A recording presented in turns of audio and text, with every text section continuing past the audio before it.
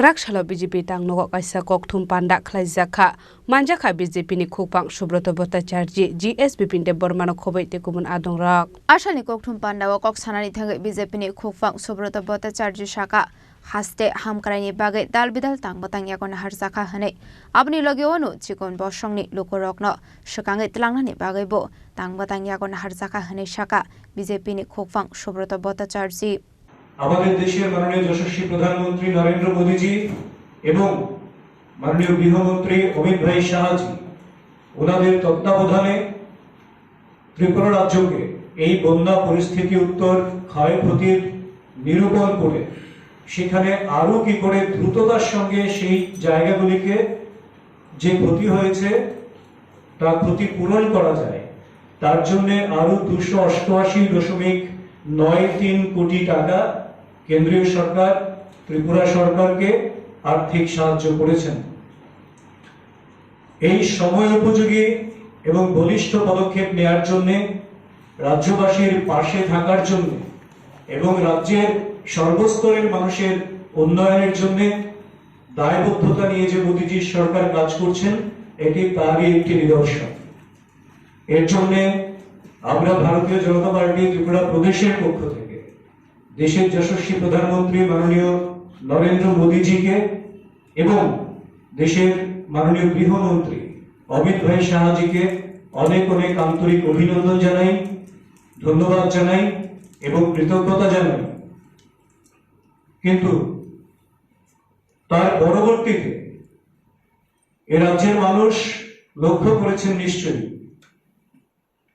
যে এই আর্থিক সাহায্যের পর বিরোধী দল সিপিএম এর পক্ষ থেকে এটাকে নিয়ে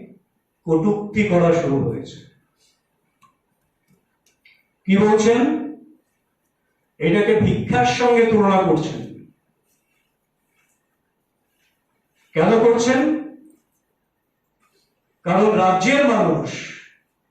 এই বন্যার ক্ষয়ক্ষতি নিরূপণ করার পর তার থেকে আস্তে আস্তে বেরিয়ে আসছেন স্বাভাবিক জীবনে আসবেন তাদের জীবন মান এবং তাদের যে উৎপাদন সেই জায়গাটিকে সুনিশ্চিত করার জন্য কেন্দ্র রাজ্য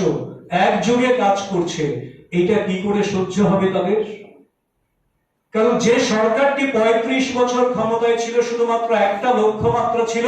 মানুষের মধ্যে অভাব জিইয়ে রাখো এবং অভাব জিইয়ে রেখে মানুষকে লেজুর বৃত্তি করানোকে বাধ্য করো যাতে করে অভাব জিইয়ে থাকলে লেজুর বৃত্তি করতে করতে এরা সিপিএম এর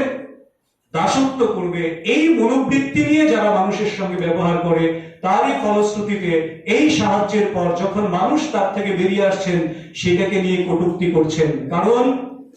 তারা হলে কি করতেন তারা সেটা ভালো করে জানেন এত বড় বন্যা তো বাদ দিন ছোটখাটো ঘটনা হলেই তাদের যে সংস্কৃতি ছিল কৌটু নিয়ে নেমে যেতেন বাজারে বাজারে ঘরে ঘরে দুয়ারে দুয়ারে বাসে রিকশায় যে কোনো জায়গায় তাদের সংস্কৃতি ছিল কৌটু সংস্কৃতি কারণ এই কৌটুতে কোত্থেকে অর্থ আসছে কোথায় যাচ্ছে